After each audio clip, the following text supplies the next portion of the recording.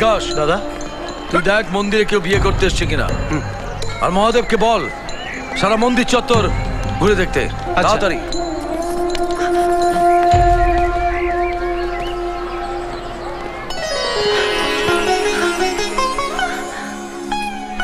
এতদিন তোমাকে না জেনে ভালোবেসে এসেছি, কিন্তু জানার পর আরো বেশি তোমার প্রেমে পড়ে গেলাম।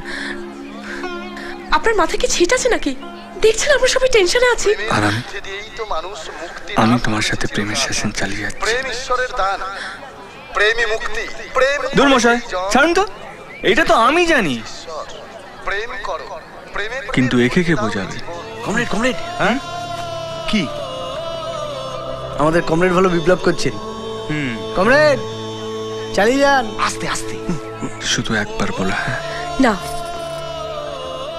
আপনি আমাদের অনেক ক্ষতি করেছেন, আমি আপনাকে ভালোবাসতে পারবো না। এক মিনিট, তোমার কাছে না ভালোবাসার তো কোনো কারণ নেই। ভালোবেসেই দেখো না, একবার হ্যাঁ বলো, তারপর সব ঠিক হয়ে যাবে।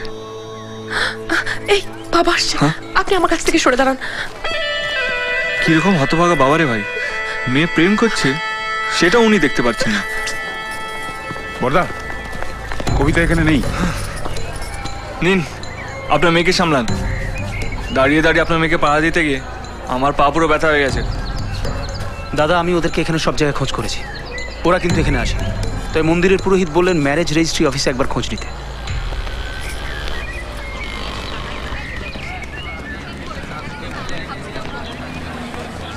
দাদা, তোমরা এখানে একটু অপেক্ষা করো, আমি ভেতরটা ভালো করে দেখি। ঠিক আছে, তুই যা। এই তোরা এখানে দাঁড়া। যা।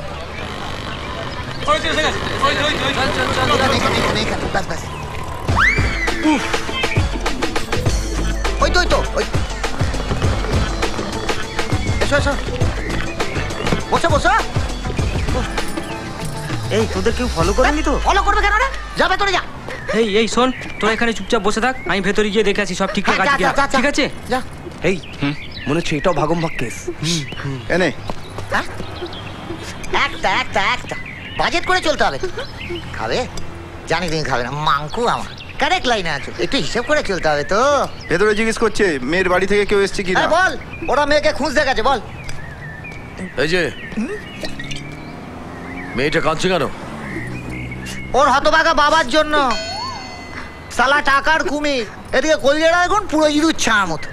ওই বাবার জন্য আবার কাঁদছে। কি বলবো কাকু, আমি অটো চালাই বলে মেয়ের সঙ্গে আমার বিয়ে দেবে না? ভাবুন, প্রত্যেক দিন 50 টাকা তেল পুড়িয়ে প্রেম করেছি, সেটা ফালতু। তোমার বাবা তোমায় কি খাইয়েছে? পুঁটি মাছের ঝোল, আর আমি 80 টাকার বিরিয়ানি খাওয়াবো।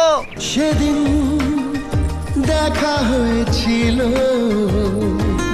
সেদিন দেখা হয়েছিল, আজও পারিনি কিছুই বলতে যে তোমার